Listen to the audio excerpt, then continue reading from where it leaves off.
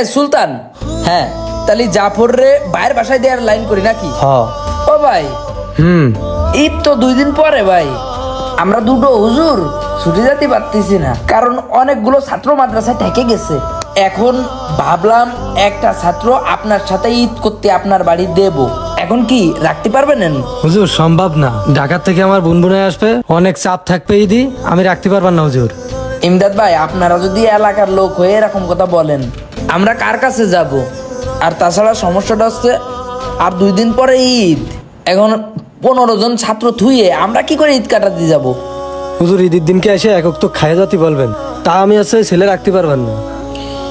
ও ইমদাদ ভাই, যেই ছেলেটাকে আমরা দিতে চাচ্ছিলাম তার মা বাপ কেউ নাই, এতিম ছেলেটি, আপনি যদি তাকে রাখতেন অনেক উপকার হতো।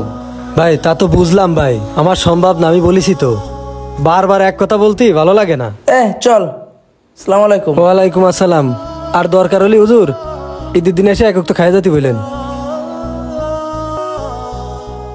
জাহাঙ্গীর চাচা, জাহাঙ্গীর চা, হ্যাঁ কে? একটু বাইরে আসবেন। ওয়ালাইকুম আসসালাম, ভালো আছেন? হঠাৎ আমার বাসায় আসলেন হুজুর? একটু কথা আছে কাকা। বলেন। করছি কি, ঈদ তো 2 দিন পরে, আমরা দুটো হুজুর ছুটিতে যাব। এখন 10-12 জন ছাত্র থেকে গেছে মাদ্রাসায়, না হলেও 15টা বাড়ি ঘুরে একটা মাত্র ছাত্র রাখতে পারিস। এখন এতিম মা বাপ নেই, এরকম একটা ছেলে আপনাদের সাথে ঈদ করার জন্য আপনাদের বাড়ি একটু রাখতে চাচ্ছিলাম, সম্ভব হবে না? বাবু, বাড়ি তো সে একটা মেয়ে ছেলে রয়েছে, এর ভিতরে আমি মাদ্রাসার ছেলেকে কিভাবে রাখি? আর মাদ্রাসার পোলাপান অনেক বেয়াদব হয়, তাদেরকে রাখা আমার জন্য সম্ভব। চাচা, তলবি আইলেম যে কবরস্থানের পাশ থেকে হাইটে যায় সে কবর আযাব আল্লাহ মাফ করে দেয়। আর আপনি যদি একটা ছাত্রকে রাখেন আল্লাহ তাআলা আপনার ঘরে অনেক বরকত দিবে, আপনি রেখে দেন চাচা। হুজুর আমার জ্ঞান দিতে আসেন না। এই চল মিয়া ভাই, এই যে ছেলেটার দিকে তাকায় দেখেন, মাওলা, মা নেই বাপ নেই, আর এই যে এর মানে জন্মের পর থেকে বড় হুজুর খুঁটিয়াই না মাদ্রাসায় উঠাইছে। এখন 2 দিন পরে ঈদ, আপনারা সবাই ঈদের আনন্দ করবেন, আমরা হুজুররা একটু ছুটিতে যাব। সারা বছর বাচ্চা কাচ্চা পড়াইছি, ছাত্র পড়াইছি, এখন আপনারাও আমোদ ফুর্তি করবেন, সামনে ঈদ, মাদ্রাসার পারপার্শ্বিক লোক আপনারা, তাই দুটো বাচ্চা আপনাদের বাড়ি একটু রাখেন, ঈদটা আপনাদের সাথে একটু করুক, কি কন? হুজুর রাখার হইলে তো এমনি রাখতাম, আপনার এত দুঃখের কথা শোনানো লাগতো না। তাছাড়া 2 গ্রাম পরে তো আরো মাদ্রাসা আছে, আপনি ওই জায়গায় রাখেন, দরকার হয় ঈদের দিন এসে সেমাই খেয়ে চলে যাক। ভাই সারা জীবনই তো মাদ্রাসায় ওরা থাকে, এমনি সময় তো আর মাদ্রাসার থেকে ওরা কারো বাড়ি যেয়ে থাকে না, কোনো সময় কেউ রাখেও না, কিন্তু সারা বছর মাদ্রাসায় থাকে, অন্তত ঈদের সময় তো এদের একটু বেরোতে মন চাই, একটু ফ্যামিলির সঙ্গপাতি মন চাই। এখন এগের জন্মের পর থেকে নাই কোনো ফ্যামিলি এগের নেই, কিন্তু এলাকার মাদ্রাসায় আপনাদের কিছু এতিম পোলাপান আছে 10 থেকে 12টা। একটা পোলাপান যদি আপনাদের সাথে রাখতেন, আপনারা খাইতেন, আপনারা আনন্দ করতেন, এটা ওরা দেখলেও শান্তি পাইতো, বুঝতে পারিছেন? এই জন্য এসে একটু রিকোয়েস্ট করিলাম, আপনারা আসলে কেউ বোঝেন না, আপনাদের গ্রামে একটা মাদ্রাসা হয়েছে, আসলে এটা ভুল কাজ হয়েছে, মাদ্রাসা শহরবন্দরে হলেই ভালো ছিল, কি আর করার। আচ্ছা চল।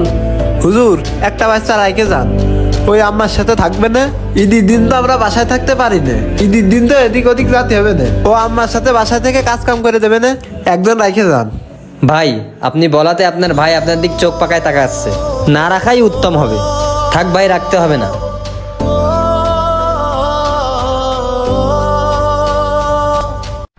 সভাপতি সাহেব, এই ছাত্রগুলো নিয়ে সমস্যায় পড়ে গেছে, দিগাই এই দেখেন, এরা এতিম, এদের যাওয়ার কোনো জায়গা নেই, এদের ঈদ করানোর মতো কোনো বাড়িও পাচ্ছি না, এখন এগুলোর একটু রাখার ব্যবস্থা করলেই আমরা একটু ছুটিতে যেতে পারতাম, ঈদের মাত্র 2 দিন বাকি।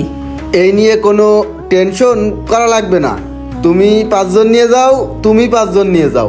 হ্যাঁ হ্যাঁ, সভাপতি তো ঠিকই বলেছে, তুমি 5 জন নিয়ে যাও, তুমি 5 জন নিয়ে যাও, মানুষের দাঁড়ে দাঁড়ে না ঘুরে তোমরা 2 জনে মিলেমিশে নিয়ে যাও। ও ঠিক আছে সভাপতি সাহেব, এই জন্যই ডাকছিলাম, তাহলে যান, যাও, যাই ব্যাগ গুছাই নাও, আমাদের সাথে যাবা তোমরা, যাও যাও দ্রুত। সভাপতি সাহেবদেরকে ডাকলাম, তারা একটা ব্যবস্থা করে দেবে, আর তারাই ব্যবস্থা করে দিল না। সমস্যা নাই হুজুর, আমার বড় ভাই ঈদের 3য় দিন বিয়ে, ঈদটা বাচ্চাদের নিয়ে বিয়েতেই কাটালাম।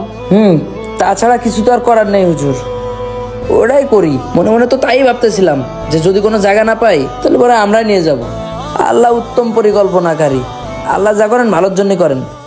আচ্ছা বসেন, আমি রেডি হয়ে আসি। এমনও অনেক জীবন আসে যেসব জীবন ঈদের আনন্দ থেকেও বঞ্চিত হয়।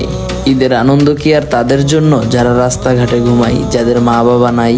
মনে রাখবেন, নিজেকে খুশি করতে অনেক পরিশ্রম, অনেক টাকা লাগলেও এতিম অসহায় রাস্তার পাশে থাকা মানুষগুলাকে খুশি করতে খুব বেশি টাকার প্রয়োজন হয় না। তাই যদি সম্ভব হয় এই ঈদে অনাথ অসহায় এতিম কোনো মানুষকে খুশি করার দায়িত্ব নিয়ে ফেলুন। যাদেরকে অবহেলা করতেছেন, যাদেরকে দেখে বিরক্ত হচ্ছেন, যাদের কথা মনে করতেছেন না, যাদেরকে হেল্প করতে এগিয়ে যাচ্ছেন না, তাদের জায়গায় একটু নিজেকে রেখে দেখুন আর ভাবুন আল্লাহ তাদের থেকে আপনাকে ভালো রাখছে কিনা।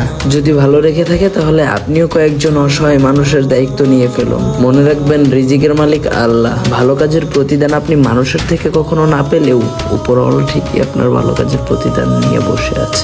মানুষ মরণশীল, মরে যাওয়ার পরে অর্থ সম্পদ না, ভালো কাজ আপনার কাজে আসবে। হ্যালো ফ্রেন্ডস, এটা আমাদের ফার্স্ট ইসলামিক ভিডিও।